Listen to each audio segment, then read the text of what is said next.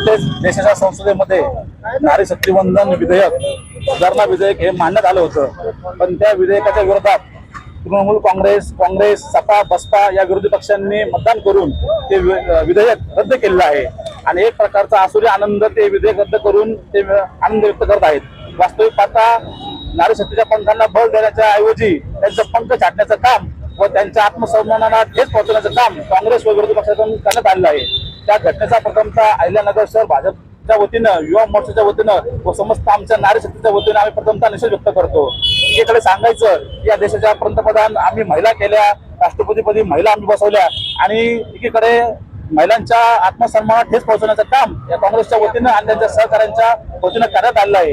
वास्तविक पाहता आपण बघतोय की एकीकडे पंतप्रधान नरेंद्र मोदी यांच्या मार्गदर्शनाखाली महिलांना संसदेमध्ये प्रतिनिधित्व द्यायचं काम भारतीय जनता पार्टी आणि मित्र पक्षांच्या वतीने करण्यात येत असून अशा नारी सन्मानाच्या विधेयकाला विरोध करून काँग्रेस त्यांची नीच पातळी दाखवून दिली आहे. यांचं परिवारवादी राजकारण संपुष्टात येईल या भीतीनं त्यांनी या विधेयकाला विरोध केला आणि त्यांची जातीयवादी नीच देशविरोधी प्रवृत्ती दाखवून दिली आहे. त्या घटनेचा आम्ही भारतीय जनता पार्टीच्या वतीने निषेध करतो आणि भविष्यात येत्या काळामध्ये नारी शक्ती त्यांना त्याची जागा दाखवल्याशिवाय राहणार नाही आणि संसदेमध्ये बहुमताने हे विधेयक भविष्यात पारित होईल असा आम्हाला नरेंद्र मोदी यांच्या कार्यकर्त्यांवर विश्वास आहे आणि भविष्यामध्ये आमच्या सर्व ज्या मागण्या आहेत त्या पूर्ण होतील असा आम्हाला ठाम विश्वास आहे. भविष्यात हे विधेयक पास झाल्यानंतर काँग्रेसचा तोंड काळा होणारच आहे. त्या घटनेचा आम्ही आज भारतीय जनता पार्टीच्या वतीने निषेध व्यक्त करतो आणि आज या ठिकाणी उपस्थित सर्व नारी शक्तीला वंदन करतो. धन्यवाद. जय श्रीराम. या ठिकाणी आज आपण पाहतो आहोत संसदेमध्ये 33% आरक्षण मिळवण्यासाठी भारतीय जनता पार्टी ही सतत कटिबद्ध असते.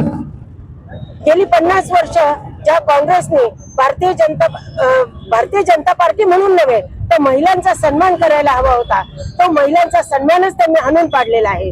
प्रत्येक वेळेस वेगवेगळ्या प्रकारे ते महिलांना खाली खेचण्याचं काम करतायत. आम्हाला या ठिकाणी विश्वास आहे की आम्हाला पंतप्रधान मोदीजी आणि आमची भारतीय जनता पार्टी महायुतीचे सर्व सरकारचे लोक या ठिकाणी आमच्या पाठीशी आहेत. महिलांचा अपमान हे कदापिही सहन करणार नाही आणि आम्ही त्या ठिकाणी भारतीय जनता पार्टीच नाही तर सर्व महिलांच्या वतीने आम्ही या ठिकाणी हा निषेध नोंदवलेला आहे. काँग्रेस सरकार ज्या वेळेस अस्तित्वात होतं त्या देखील महिलांच्या पाठीशी उभे नव्हते आणि आजही ते आमच्या पाठीशी उभे राहत नाही.